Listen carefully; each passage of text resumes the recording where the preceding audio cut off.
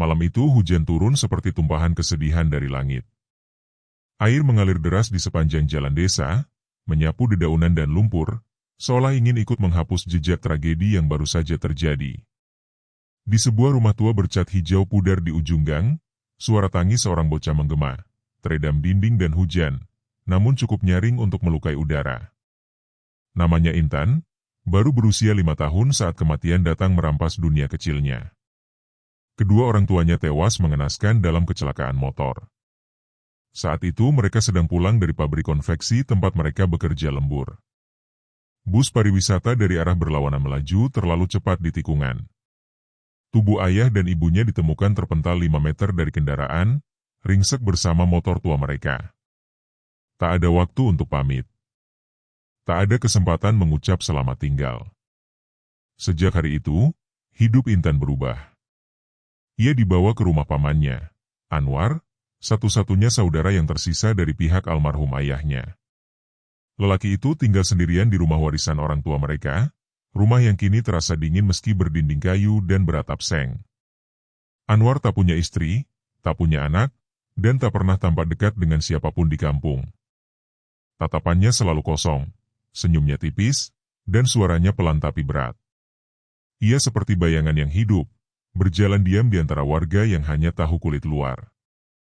Anwar menerima Intan tanpa banyak kata. Hanya anggukan dan satu kalimat pendek, tinggal saja di sini. Tak ada pelukan. Tak ada ucapan belasungkawa. Hanya sepi yang menemani malam pertama Intan di rumah itu. Tapi sesuatu yang aneh terjadi di hari pemakaman. Di saat semua orang menunduk, dan tubuh kedua orang tuanya diturunkan ke liang lahat, seekor kucing putih muncul dari balik pohon randu. Tubuhnya bersih, bulunya berkilau meski tanah becek dan cuaca suram. Tapi yang paling mencolok adalah matanya, emas terang, menyorot tajam ke arah Intan, seolah memanggil dari dunia yang tak terlihat. Kucing itu mendekati Intan, duduk di samping kakinya, dan mengeong sekali. Bocah kecil itu menatapnya lama, lalu tanpa sadar mengulurkan tangan dan mengelus kepala binatang itu. Sejak saat itu, mereka tak terpisahkan. Intan menamainya Puspa, nama yang tiba-tiba muncul di kepalanya, begitu saja, seperti bisikan dari tempat yang jauh. Ia tidak tahu dari mana datangnya, tapi nama itu terasa hangat di lidah. Puspa mengikuti kemanapun Intan pergi. Duduk di depannya saat makan. Tidur di dekatnya setiap malam. Bahkan diam-diam mengawasi dari pojok ruangan saat Anwar masuk ke kamar. Beberapa warga sempat heran karena kucing itu tampak tak takut manusia, tapi juga tak bersahabat pada siapapun kecuali Intan. Dan yang lebih aneh lagi, kucing itu tidak pernah makan apapun. Pernah suatu malam Intan mencuri nasi untuk diberikan pada Puspa, tapi kucing itu hanya menatap nasi itu lalu menjilat tangan Intan, seolah berkata, "Aku tidak butuh makanan, hanya kau yang harus selamat." Anwar tidak suka kucing itu. Terlihat dari cara ia menggerutu setiap kali melihat Puspa melintasi lorong rumah. Tapi entah kenapa, ia tak pernah bisa mengusirnya. Setiap kali mencoba menendang atau menyentuh Puspa, tubuhnya seperti tertahan oleh sesuatu. Udara yang mendadak berat, seperti dinding tak kasat mata yang memukul balik. Pernah juga ia merasa seperti dicakar meski belum sempat menyentuh Puspa, dan tangan kanannya bengkak selama 3 hari tanpa sebab. Intan tidak tahu semua itu. Ia hanya tahu bahwa di rumah yang terasa kosong dan dingin ini, Puspa adalah satu-satunya teman dan penjaga. Hari-hari berlalu pelan. Intan belajar membaca sendiri dengan buku-buku lama yang tersisa dari almarhum ayahnya. Ia berbicara pada Puspa setiap malam, menceritakan mimpi-mimpinya yang kadang dipenuhi warna, kadang dipenuhi suara-suara tak dikenal. Ia kadang terbangun dengan keringat dingin, merasa seperti ada yang mengawasinya dari sudut gelap kamar. Tapi Puspa selalu ada, duduk di jendela atau di bawah ranjang, tatapannya waspada, seolah menjaga dari bahaya yang hanya bisa ia lihat. Tetangga tak pernah benar-benar peduli. Mereka mengira Intan baik-baik saja bersama pamannya. Wajah polosnya yang selalu diam dianggap sebagai tanda anak pemalu, bukan tanda trauma yang dalam. Tak ada yang tahu bahwa setiap malam, Intan tidur sambil menggenggam bulu Puspa, berharap bisa bermimpi bertemu kembali dengan ibu dan ayahnya. Kadang, Dalam mimpinya, Intan melihat taman luas dengan bunga putih bermekaran. Di tengahnya, seorang wanita muda berselendang duduk sambil menanti. Saat Intan mendekat, wanita itu membuka tangan dan berbisik, "Jangan takut. Dia akan menjagamu." Lalu Intan terbangun, dan selalu menemukan Puspa menatapnya dari ujung ranjang, matanya menyala dalam gelap. Anwar mulai bertingkah aneh. Ia sering bicara sendiri di dapur saat tengah malam. Bau dupa menguar dari gudang yang terkunci. Dan entah kenapa, kain-kain batik yang sebelumnya usang, mulai tersusun rapi kembali di rak. Ada suara-suara aneh di malam hari, gemericik seperti air, atau suara langkah yang tidak berasal dari kaki manusia. Tapi bagi Intan, semua itu hanyalah latar belakang dari dunia kecilnya yang sunyi. Dunia di mana cinta sudah pergi, dan penjaganya bukan manusia, melainkan seekor kucing putih bermata emas yang datang entah dari mana. Ia tidak tahu bahwa dunia yang lebih gelap sedang mengintainya, menanti celah untuk merenggut yang tersisa dari hidupnya. Yang ia tahu hanyalah satu hal. Selama Puspa ada di sisinya, ia akan baik-baik saja. Itulah keyakinan kecil yang Intan pegang erat dalam diam, meski hari-harinya tak pernah benar-benar damai. Di balik rumah kayu peninggalan mendiang orang tuanya, udara selalu lembab meski matahari bersinar. Aroma kayu tua bercampur kemenyan kadang menyelusup dari celah dinding, membuat Intan menggigil tanpa tahu kenapa. Setiap malam, suara-suara asing datang menghampiri, suara tawa pelan dari atap, suara pintu bergemertak meski tidak ada angin, dan desis pelan yang terdengar dari balik lemari tua di dapur. Intan hanya berani meringkuk sambil memeluk Puspa. Kucing itu selalu diam di dekatnya, seperti penjaga yang tak pernah tidur. Tatapannya sering terarah ke tempat kosong, ke arah yang sama setiap malam, sebuah ruang kecil di belakang rumah yang selalu terkunci, ruang yang dulunya adalah gudang batik. Anwar, pamannya, mulai jarang keluar rumah. Dulu, ia masih berjualan batik di pasar desa, tapi kini nyaris tak pernah lagi terlihat di luar.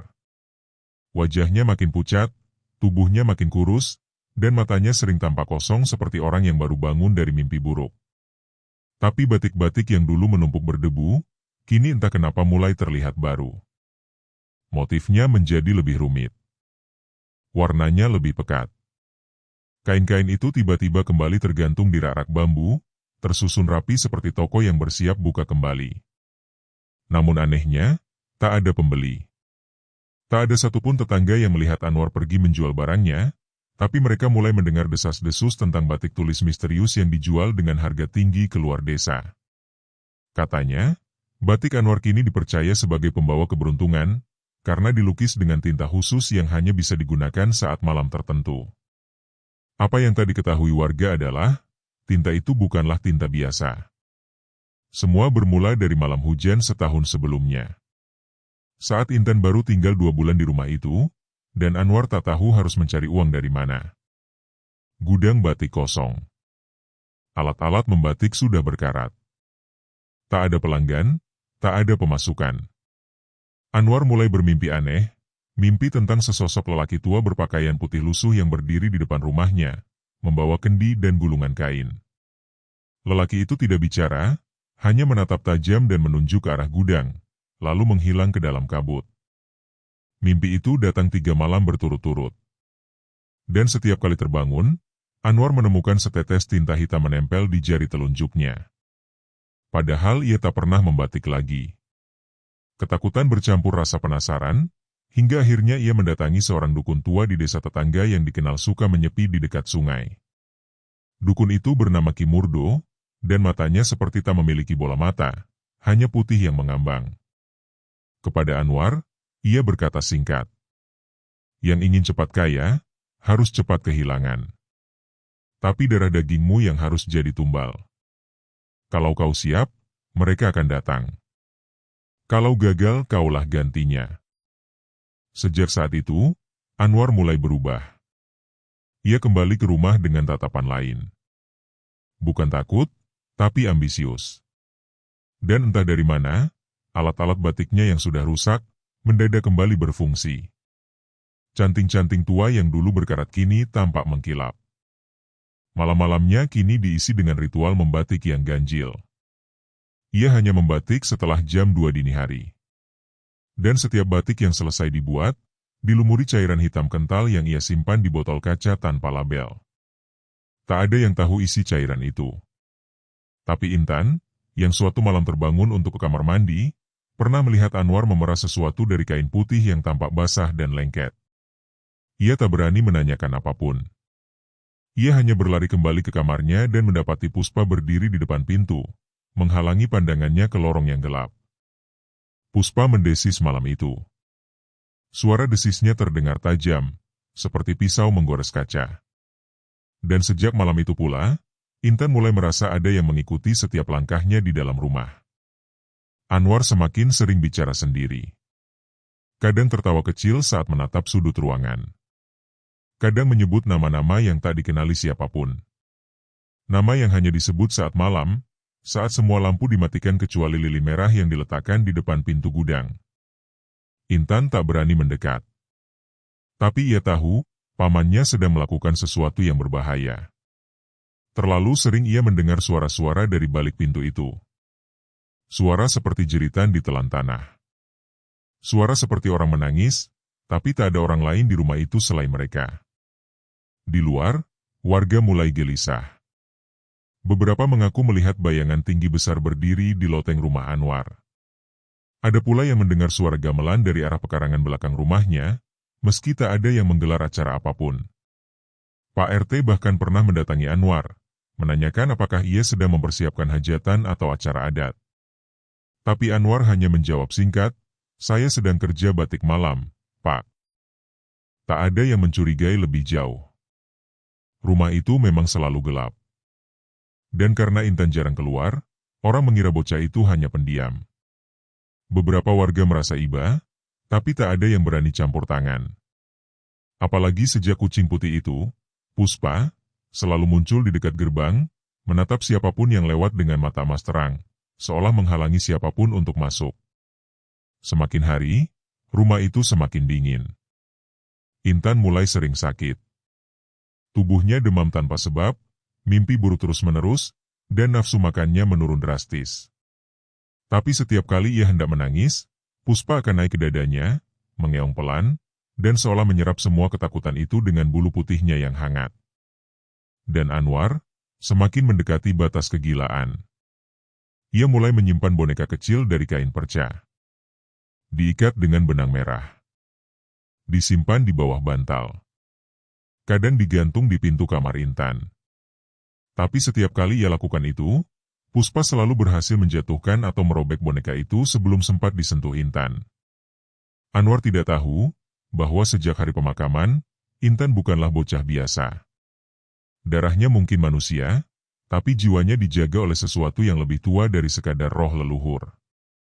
Dan Hodam itu memilih wujud paling tak mencurigakan, seekor kucing. Kucing putih. Bermata emas. Bermulut bisu tapi bersuara gaib. Puspa. Nama itu berdengung di kepala Anwar tiap malam, seperti mantra kutukan yang tak bisa dia hapus. Sejak kucing putih itu datang, rencananya tak pernah berjalan mulus. Setiap usaha mendekati Intan untuk mengumpulkan energi darah yang diperintahkan dalam ritual selalu gagal. Ada saja yang mengganggu. Lampu mati tiba-tiba.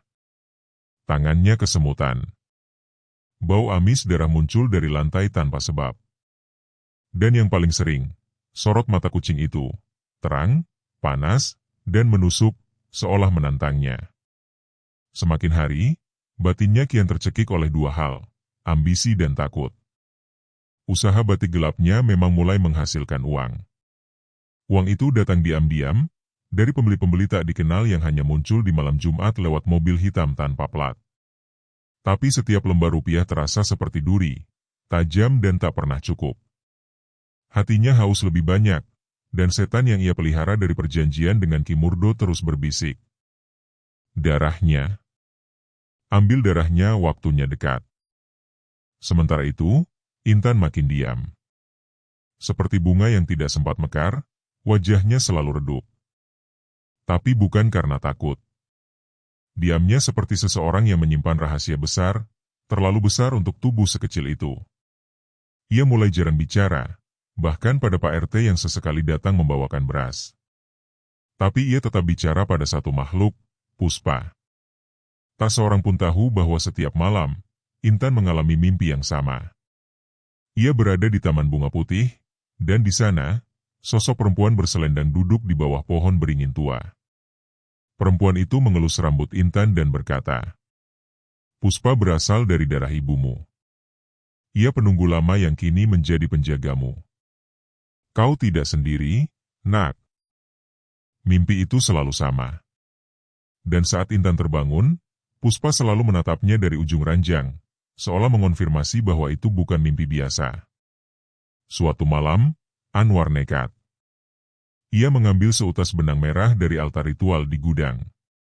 Benang itu direndam dalam cairan pekat selama 3 malam, campuran darah ayam cemani dan tetesan dari dupa keramat yang ia dapat dari Ki Murdo. Ia menunggu hingga Intan tidur, lalu perlahan masuk ke kamar. Tangannya gemetar saat melangkah. Tapi tatapannya kosong, seperti dikendalikan oleh sesuatu. Ia menunduk, siap mengikat benang itu ke pergelangan tangan Intan, bagian dari pembuka pintu jiwa sebelum prosesi tumbal dilakukan. Namun saat tangannya nyaris menyentuh kulit pucat Intan, Puspa meloncat dari atas lemari dan mencakar wajahnya. Jerit Anwar menggema di seluruh rumah. Darah mengucur dari pipi kirinya, membentuk garis yang anehnya menyerupai huruf Jawa kuno. Ia terjatuh, benang merah itu terlepas dan terbakar sendiri begitu menyentuh lantai. Puspa berdiri di depan tubuh Intan, mendesis tanpa suara, tapi dari tubuh kecilnya keluar aura putih yang membuat lampu di langit-langit berkedip-kedip. Sejenak, Anwar melihat bayangan lain berdiri di belakang Puspa, sosok perempuan berselendang putih, dengan mata yang sama seperti mendiang kakaknya, Ibu Intan. Ia menjerit, lalu lari keluar kamar sambil memegangi wajahnya. Keesokan harinya, Anwar tidak keluar kamar. Warga yang melihat rumah itu dari luar, menceritakan bahwa semalam mereka mendengar suara teriakan dan suara kaca pecah. Ada pula yang mengaku melihat siluet besar, tingginya melebihi pintu depan, berdiri menatap jalan, lalu hilang saat ayam jantan pertama berkokok. Sementara Intan, keesokan paginya duduk di beranda rumah. Tubuhnya masih lemah, tapi sorot matanya lebih tajam. Ia mengelus Puspa yang duduk di pangkuannya, dan berkata pelan, "Aku tahu, kamu bukan kucing biasa. Kamu dulu ada di pelukan ibu, ya?" Puspa mengeong pelan, lalu menutup matanya. Dan dalam sekejap, udara di sekitar Intan terasa lebih hangat. Seolah sang kucing menyelimuti dirinya dengan pelindung tak kasat mata. Malam-malam selanjutnya menjadi semakin aneh. Anwar mulai bicara sendiri di depan cermin, kadang tertawa, kadang menangis. Ia mencakar-cakar tembok dengan kuku sampai berdarah. Kadang ia menempelkan wajahnya ke lantai sambil meracau. "Aku mau kaya. Aku mau semuanya. Tapi kenapa dia dijaga? Kenapa kucing itu ada?" Puspa tidak pernah meninggalkan sisi Intan, bahkan saat gadis kecil itu mulai sering sakit kepala dan mimisan. Tapi setiap kali darah keluar dari hidungnya, Puspa menjilatnya, lalu mengeong keras ke langit-langit, seperti sedang memanggil sesuatu yang lebih tinggi. Puncaknya terjadi pada malam purnama. Intan tertidur lebih awal dari biasanya, tubuhnya menggigil. Di mimpinya, Taman Bunga Putih terbakar. Pohon beringin berubah jadi api. Dan perempuan berselendang berkata, "Waktunya datang. Jangan takut. Pegang tanganku." Intan menggenggam tangan itu dalam mimpi, dan tubuhnya melayang. Saat ia membuka mata, ia sudah tidak berada di kamarnya. Ia berada di ruang yang tak pernah ia lihat sebelumnya. Sebuah aula besar berisi lukisan-lukisan batik bergerak, menangis, meronta seperti manusia terjebak dalam kain. Dan di tengah ruangan itu, berdiri Puspa dalam wujud lain, sebesar harimau putih, dengan mata menyala seperti bara api. Intan tak bicara. Ia hanya melangkah maju, mendekati Puspa, dan memeluk lehernya. Di dunia nyata, tubuh Intan menggigil hebat. Tapi ia tidak sendiri. Puspa ada di atas dadanya, mengeong keras, suara yang terdengar jauh lebih dalam, seperti gema dari perut bumi. Dan di luar kamar, suara langkah Anwar terdengar mendekat lagi. Tapi malam itu bukan milik Anwar. Malam itu adalah milik penjaga, milik Hodam yang telah menjaga garis darah, dan malam penentuan takdir siapa yang akan tumbang lebih dulu. Rumah itu kini benar-benar gelap. Hanya sinar bulan yang menembus dari jendela, memantulkan bayangan Puspa di dinding. Dan dari sudut ruang yang kosong, suara satu samar terdengar. Kalau gagal, kaulah gantinya. Kalimat itu menggema pelan di telinga Anwar saat ia berdiri mematung di depan pintu kamar Intan. Suara itu bukan berasal dari luar, tapi dari dalam pikirannya. Suara serak yang sudah sebulan terakhir ini menemaninya. Suara jin yang ia undang. Suara yang kini lebih lantang, lebih haus, lebih sabar menunggu darah ditumpahkan. Udara malam itu seperti beku. Waktu nyaris berhenti. Di luar, bulan menggantung penuh dan bulat, persis seperti yang diperintahkan dalam ritual. Tumbal harus diberikan di bawah cahaya bulan purnama. Tak boleh ada suara. Tak boleh ada saksi. Anwar membuka pintu kamar Intan perlahan. Engselnya berdecit lirih, seolah menjerit menolak dibuka. Di dalam, tubuh kecil Intan terbaring pucat. Puspa duduk di sisi ranjang, menatap lurus ke arah Anwar. Tapi malam ini, Anwar sudah siap. Ia membawa kendi kecil berisi minyak keramat, segenggam rambut Intan yang diam-diam ia potong minggu lalu, dan sepotong paku panjang berwarna hitam legam yang diberikan Ki Murdo. Puspa mendesis. Tapi Anwar menatapnya tanpa gentar. Ada luka panjang di pipinya, bekas cakaran malam itu, yang kini mulai menghitam seperti terbakar dari dalam. Tapi ia tidak peduli. Semua itu akan sepadan jika ritual berhasil. Dia melangkah pelan, mendekati ranjang. Nafasnya tersengal. Mata Intan tertutup. Bocah itu terlalu lemah untuk bangun. Tubuhnya kejang sejak siang, suhu badannya naik turun tanpa alasan. Tapi Anwar tahu, itu bukan sakit biasa. Itu adalah proses pemisahan jiwa, tanda bahwa tumbal siap diambil. Anwar duduk di tepi ranjang. Jemarinya gemetar saat membuka kendi minyak, lalu menggambar pola aneh di dahi Intan dengan jari. Paku hitam ia angkat tinggi, bersiap menancapkannya di tanah tepat di bawah ranjang. Penanda jiwa harus keluar dari tubuh. Jika itu berhasil, roh Intan akan terhisap ke altar tempat jin pesugihannya menanti. Namun sebelum paku itu menyentuh tanah, Puspa meloncat. Kali ini, ia tidak mencakar. Ia mengaum.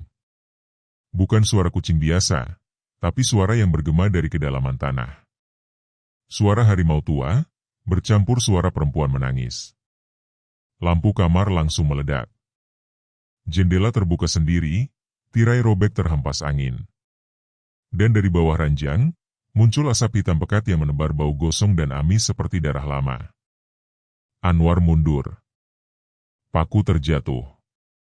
Tapi sudah terlambat. Ritual yang setengah jalan sudah membuka portal. Dari dalam asap hitam itu, keluar sosok tinggi besar, hitam legam, berambut panjang hingga menyentuh lantai. Matanya merah padam. Mulutnya ternganga dengan deretan gigi tak beraturan seperti tulang ayam patah. Sosok itu bukan jin biasa. Ia adalah penagih janji.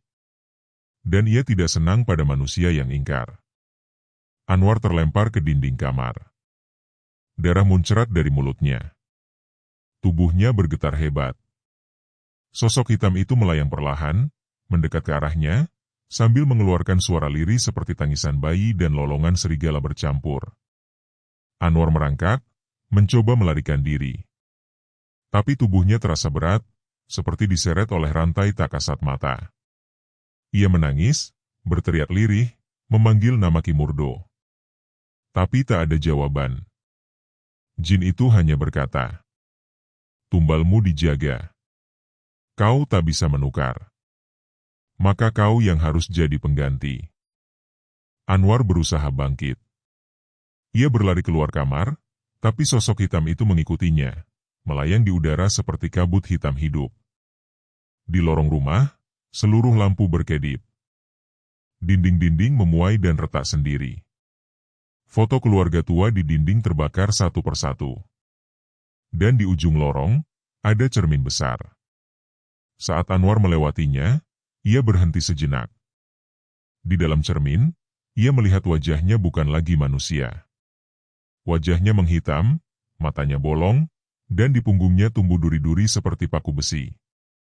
Ia menjerit. Dan saat ia menoleh ke belakang, jin pesugihan itu menerkam. Tubuh Anwar terangkat. Terbalik di udara. Mulutnya terbuka lebar, matanya menatap kosong. Dari dalam tenggorokannya keluar suara keras, seperti tulang dipatahkan satu persatu. Dan detik itu juga jiwanya tercerabut. Pagi harinya, warga dikejutkan oleh bau busuk menyengat dari rumah Anwar. Pak RT yang merasa curiga karena rumah gelap dan Intan tidak keluar seperti biasanya, mencoba mengetuk, namun tak ada jawaban. Beberapa pemuda desa diminta mendobrak pintu. Apa yang mereka temukan membuat mereka hampir tak percaya. Tubuh Anwar ditemukan tergantung di gudang batik, dengan paku hitam menancap di dada, dan kain batik melilit lehernya. Anehnya, wajahnya terlihat seperti menangis dan tertawa bersamaan, dengan mata melotot tak wajar. Di dinding, ada luka bakar berbentuk tulisan aksara Jawa kuno, yang tak satupun warga bisa baca. Tapi seorang tetua desa mengatakan, dengan suara pelan. Itu bukan tulisan biasa, itu tanda penagihan nyawa. Intan ditemukan pingsan di kamarnya, masih memeluk Puspa. Namun tubuhnya tak terluka. Denyut nadinya lemah, tapi stabil. Ia hanya terus menggenggam bulu kucing itu, seperti tali kehidupan yang menyelamatkannya dari lubang kematian. Puspa duduk tenang di atas dada Intan, matanya kini tak bersinar emas, tapi kelabu, seperti lelah menahan dunia agar tidak runtuh. Rumah Anwar langsung disegel. Polisi datang. Berita kematiannya menyebar cepat, dibumbui gosip bahwa ia terkena kutukan pesugihan. Warga desa saling berbisik, tentang batik misterius, tentang ritual yang salah, dan tentang kucing putih yang konon mampu melihat dunia arwah. Tapi tidak ada yang benar-benar tahu seberapa gelap rumah itu telah menjadi. Dan tidak ada yang menyangka bahwa bocah kecil yatim piatu itu telah menyaksikan neraka dari dekat, namun tetap hidup karena dijaga sesuatu yang lebih tua dari kutukan manapun. Sesaat sebelum petugas menutup rumah itu, seorang pemuda desa melihat sekilas bayangan sosok berselendang putih berdiri di jendela, menatap keluar dengan senyum sendu. Dan di kakinya, seekor kucing putih menggeliat perlahan. Tapi saat ia menoleh lagi, jendela itu sudah kosong. Tak ada siapa-siapa. Hanya sisa angin yang meniup tirai compang-camping di balik kaca, menebarkan bau dupa dan debu tua yang belum sempat dibersihkan. Rumah itu kini benar-benar mati. Dan bagi warga, itu bukan sekadar kematian seseorang. Tapi kematian tempat, energi, dan rahasia yang selama ini mereka abaikan dengan diam. Selama seminggu penuh, rumah Anwar dibiarkan terbengkalai. Polisi datang dan pergi, tapi tak ada yang benar-benar bisa menjelaskan penyebab kematiannya. Laporan medis menyebutkan gantung diri dengan luka tusuk, namun luka-luka aneh di dinding, bau menyengat dari dalam tanah, serta tanda aksara yang tak bisa dijelaskan membuat aparat setempat lebih memilih menyimpan file kasus itu dalam map usang dan melupakannya pelan-pelan. Tapi bagi Intan, ingatan malam itu tidak bisa dilupakan. Ia belum mengerti sepenuhnya apa yang terjadi. Tapi matanya masih mengingat cahaya hitam dari tubuh pamannya. Ia masih ingat jeritan panjang yang tak seperti suara manusia. Dan ia masih bisa merasakan dingin menusuk dari jari tangan roh jahat itu sebelum akhirnya Puspa melindunginya dengan sinar terang yang memaksa semuanya pergi. Sejak kejadian itu, Intan menjadi lebih diam. Tubuhnya lemah. Nafasnya pendek-pendek. Tapi sorot matanya tak lagi takut. Ada sesuatu yang tumbuh di dalam dirinya. Bukan dendam, bukan trauma, melainkan kesadaran bahwa ia bukan anak biasa. Ia membawa warisan tak kasat mata. Dan sejak malam itu, Puspa tak pernah berubah bentuk lagi. Kucing putih itu kini tak hanya menjadi penjaga, tapi juga menjadi pengganti orang tua, teman berbicara, dan perantara antara dunia Intan dan sesuatu yang lebih besar dari kehidupan. Pak RT akhirnya mengambil keputusan.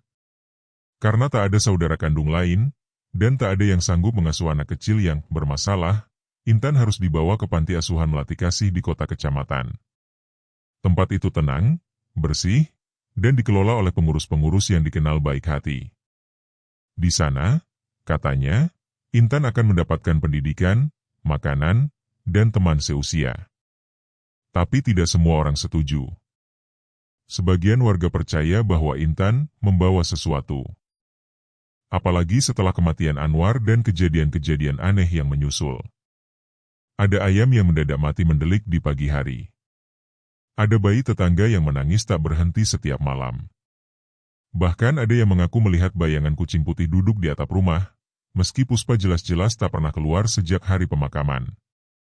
Namun Pak RT bersikeras. Anak kecil ini harus hidup normal. Dia bukan pembawa sial. Dia hanya korban. Hari keberangkatan pun tiba. Intan hanya membawa satu tas kecil. Isinya beberapa baju, buku gambar, dan sisir milik almarhum ibunya. Di tangannya, seperti biasa, Puspa digendong erat, tenang dan tidak memberontak. Saat mobil Pak RT berbelok keluar desa, sebagian warga berdiri di pinggir jalan. Ada yang menunduk dalam hening. Ada yang hanya menatap kosong. Tak ada yang melambaikan tangan. Tapi dari kejauhan, di balik rumpun bambu yang tumbuh tinggi, sebuah bayangan hitam muncul. Tinggi, kurus, dengan jubah koyak seperti kain batik yang terbakar. Matanya merah menyala. Sosok itu berdiri diam, menatap mobil yang membawa Intan pergi. Dan saat mobil itu makin jauh, bayangan itu menghilang menjadi asap, namun asapnya mengekor, melayang perlahan mengikuti mobil itu. Panti asuhan Melati Kasih berdiri di atas tanah bekas perkebunan tua. Bangunannya sederhana tapi bersih. Ket putihnya sudah mulai mengelupas, tapi halaman depannya rapi.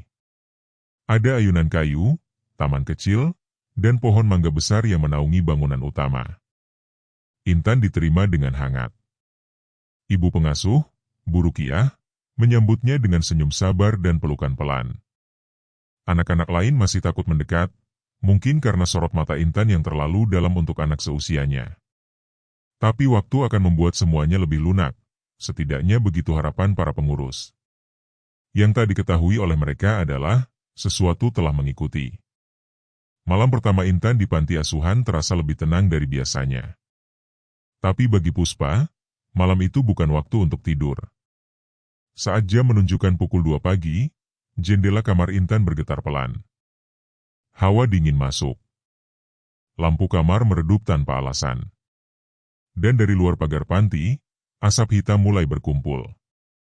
Asap itu berputar, membentuk wajah Anwar, namun bukan wajah manusianya, melainkan wajah penuh luka, mata bolong, dan lidah menjulur panjang dengan suara berbisik lirih. Dia milikku, darahnya belum lunas. Namun pagar panti seolah menjadi batas yang tak bisa dilewati. Setiap kali asap itu mendekat, ada cahaya putih menyala dari dalam kamar Intan, membentuk lingkaran samar yang menghalau kegelapan itu. Dan dari dalam kamar, Puspa berdiri di depan ranjang. Tubuh kecilnya memancarkan cahaya lembut. Matanya bersinar, bukan hanya emas, tapi seperti cahaya pagi hari.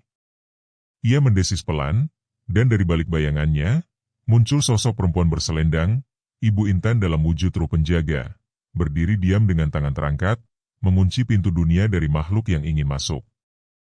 Asap itu meraung. Berputar. Lalu meledak pelan seperti bunga layu. Dan dalam sekejap, semuanya menghilang. Pagi harinya, Intan bangun dengan wajah tenang. Ia makan bubur hangat, menggambar bunga di halaman, dan mulai mengangguk saat anak-anak lain mengajak bermain. Ia masih menyimpan duka, tapi beban itu perlahan terkikis. Sebab ia tahu, malam tadi adalah ujian terakhir. Dan kini, tak ada lagi yang bisa menyentuhnya. Menunggu. Menjaga. Diam. Tapi tidak pergi. Seperti itulah Puspa.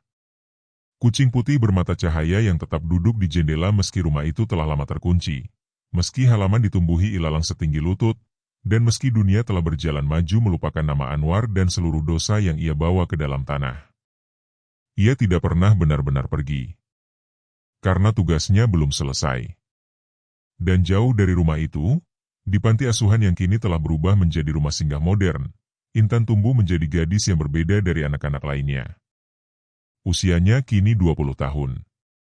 Wajahnya teduh, matanya dalam seperti danau di tengah hutan, tenang tapi menyimpan riak yang tak terlihat. Ia tidak banyak bicara. Tidak suka keramaian. Tapi semua anak-anak kecil yang baru datang ke panti langsung menyukainya. Mereka memanggilnya Kak Intan, dan entah kenapa, saat berada di dekatnya, mereka selalu merasa nyaman dan aman. Puspa masih bersamanya. Tubuhnya kini tak selincah dulu. Kucing putih itu sudah menua. Jalannya pelan. Tapi matanya tak berubah. Masih memancarkan sinar emas hangat. Masih mengawasi setiap langkah Intan. Masih mendesi setiap kali ada sesuatu yang tak terlihat mencoba mendekat. Karena meskipun ritual tumbal telah gagal bertahun-tahun lalu, bekas luka dari dunia lain tidak pernah benar-benar hilang. Kadang, di malam Jumat Kliwon, Intan terbangun oleh mimpi yang sama. Taman bunga putih, perempuan berselendang yang memanggil namanya, dan bisikan lembut. Waktumu belum selesai, anakku. Masih ada yang harus dijaga. Suatu hari, seorang lelaki muda datang ke panti. Ia memperkenalkan diri sebagai jurnalis dari kota, bernama Wahyu. Ia mengaku sedang menulis artikel tentang tempat-tempat yang diakini pernah menjadi pusat kejadian gaib, dan nama desa Karangsari muncul dalam penelusurannya. Dengan sopan, ia bertanya pada kepala panti, apakah pernah mendengar tentang seorang anak yatim bernama Intan, yang konon selamat dari ritual pesugihan pamannya sendiri. Bu Rukiah, yang kini sudah mulai menua dan menggunakan tongkat, hanya tersenyum samar. Ia menatap Intan yang duduk di bangku taman, sedang mengelus Puspa yang terbaring di pangkuannya. Itu Intan. Tapi kisah itu lebih baik disimpan untuk Tuhan. Wahyu menghampiri Intan. Ia sopan, tidak memaksa. Tapi matanya penuh rasa ingin tahu. Ia menunjukkan potongan koran lama, tanggal 12 tahun silam. Ada foto hitam putih rumah tua dengan garis polisi melintang. Di bawahnya, judul kecil. Lelaki tewas gantung diri diduga terlibat praktik pesugihan batik berdarah. Intan menatap koran itu tanpa ekspresi. Puspa menggeliat pelan, lalu menatap Wahyu dengan tatapan yang membuat pemuda itu tiba-tiba menggigil meski hari sedang panas. Kamu percaya pada jin? Tanya Intan pelan. Wahyu menelan ludah, lalu mengangguk. Saya percaya bahwa beberapa cerita, seberapapun gila terdengarnya, pasti berakar pada kebenaran. Intan menatap jauh. Matanya seperti menembus waktu. Kalau kamu ingin menulis cerita, tulislah tentang orang-orang yang diselamatkan. Bukan tentang mereka yang tersesat. Wahyu tidak tahu harus menjawab apa. Tapi ia merasa, untuk pertama kalinya dalam karirnya, bahwa cerita yang ia kejar mungkin bukan untuk dibongkar, melainkan untuk dihormati. Malam itu, Intan duduk di kamar, membaca buku tua yang ia simpan sejak kecil. Buku itu milik ibunya. Di antara halaman-halaman lusuhnya, terlipat selembar foto lama, foto keluarganya saat masih lengkap. Ayah, ibu, dan dirinya yang masih bayi, duduk di beranda rumah kayu dengan senyum bahagia. Di bawahnya, tertulis tangan ibunya. Untuk Intan. Jika dunia menjadi gelap, ikutilah cahaya Puspa. Air mata jatuh pelan. Bukan karena sedih. Tapi karena rindu. Dan karena ia tahu, masa gelap itu telah lewat, tapi mungkin akan kembali suatu hari nanti. Puspa tidur di atas bantal, napasnya berat. Usianya sudah tua. Tapi matanya masih terbuka setengah, seolah tidak ingin tertidur penuh. Intan mendekat. Mengelus kepalanya. Kamu boleh pergi kalau lelah, bisiknya. Tugasku sudah bisa kulanjutkan sendiri. Tapi Puspa tidak bergerak. Karena Hodam sejati tidak pergi sebelum waktunya benar-benar tiba. Di tempat lain, Jauh dari kota, rumah tua milik Anwar mulai dipenuhi lumut. Tapi entah kenapa, tetap tidak roboh. Sudah berkali-kali warga ingin meratakan rumah itu, tapi setiap alat berat yang datang selalu rusak mendadak. Akhirnya, rumah itu dibiarkan begitu saja. Mereka menyebutnya rumah batik berdarah. Anak-anak dilarang bermain di dekatnya. Bahkan burung pun tak mau bersarang di atapnya. Tapi setiap malam bulan purnama, ada satu hal yang masih bisa dilihat dari jalan kecil di seberang sawah. Seekor kucing putih duduk di jendela lantai atas, menatap langit dengan mata yang bersinar redup. Sebagian orang bilang itu cuma kucing biasa. Tapi sebagian lagi percaya, itu adalah roh penjaga yang masih mengawasi. Karena kutukan tidak pernah benar-benar selesai.